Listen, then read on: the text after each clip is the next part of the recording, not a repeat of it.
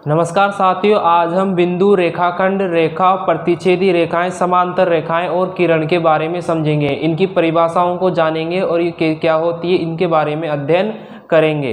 तो चलिए शुरू करते हैं हमारा ये वीडियो। सर्वप्रथम हम बात करते हैं बिंदु के बारे में। देखिए, बिना आकार आकृति वाले सूक्ष्म चिन्ह को बिंदु कहते हैं। जब आप पेंसिल की नोक को कागज पर दबाएंगे तो आपको एक सूक्ष्म चिन्ह प्राप्त होगा, जिसे क्या कहेंगे?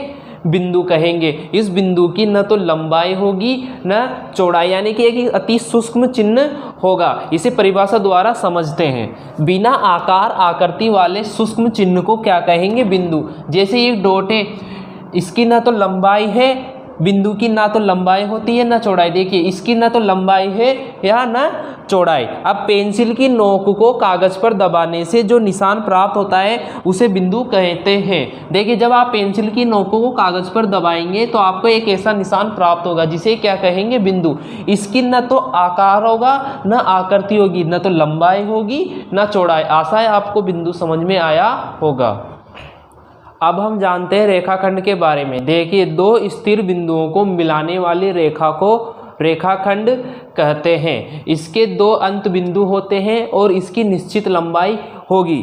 देखिए, ये दो बिंदु हैं, दो स्थिर बिंदु है, इनको हम एक रेखा द्वारा मिला देते हैं तो ये क्या होगी? एक रेखाखंड होगी। और देखिए, इस रेखा की एक निश्चित लंबाई है। जब आप इसको पैमाने से मापेंगे तो इसकी एक निश्चित लंबाई निकलेगी और इसके दो अंत बिंदु हैं। जैसे ये इस बिंदु को हम ए नाम दे देते हैं और इस बिंदु को बी नाम। तो देखिए, दो स्थिर बिंदु को मिलाने वाली रेखा रेखाखंड कहलाती है। रेखाखंड की निश्चित लंबाई होती है, रेखाखंड के अंत बिंदु होते हैं। आशा है आपको रेखाखंड समझ में आया होगा।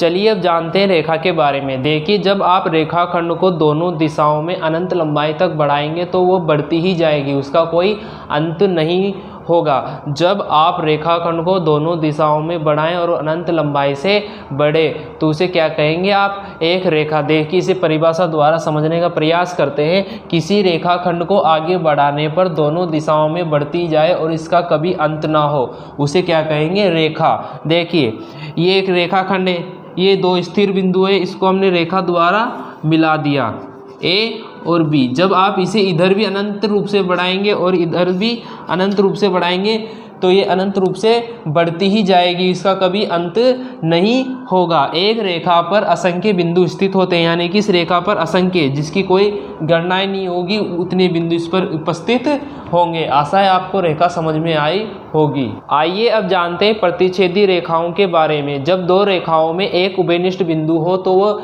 प्रतिच्छेदी रेखाएं कहलाती है।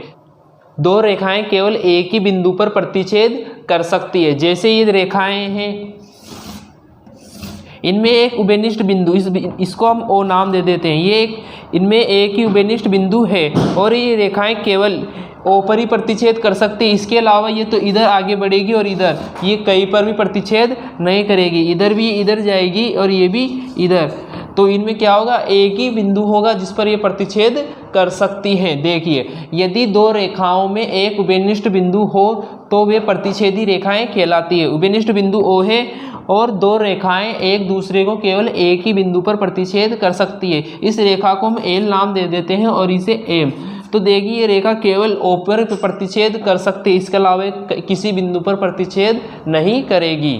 आइए अब जानते हैं समांतर रेखाओं के बारे में। ऐसी रेखाएं जो एक दूसरे को कभी भी प्रतिच्छेद नहीं करती है, समांतर रेखाएं कहलाती हैं। देखिए, समांतर रेखाएं, ऐसी रेखा जो एक दूसरे को कभी प्रतिच्छेद नहीं करती है, समांतर रेखाएं कहलाती हैं। जैसे रेखा ए बी